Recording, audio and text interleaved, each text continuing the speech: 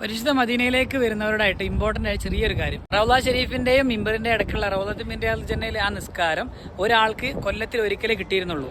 ഇതല്ലാതെ കിട്ടാനുള്ള instant track എന്ന് പറഞ്ഞ പുതിയൊരു ഫീച്ചർ കഴിഞ്ഞ കൊല്ലം വന്നിരുന്നു. അത് ഇപ്പോഴും വർക്കിംഗ് ആണ്.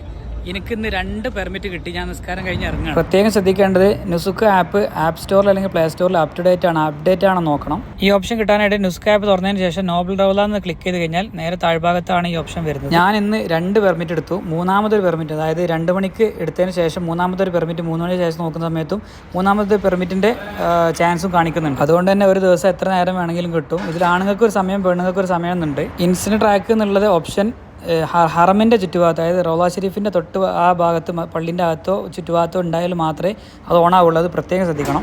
അതുപോലെ തന്നെ ഇന്ന് ഞാൻ എടുത്ത പെർമിറ്റ് 2 മണിക്ക് കിട്ടിയതിന് ശേഷം ഞാൻ നിസ്കരിച്ചു. അതിനുശേഷം പുറത്തിറങ്ങിയ ശേഷം പിന്നെ അടുത്തൊരു പെർമിറ്റ് എനിക്ക് ഓണായത് 3 മണിക്കാണ്.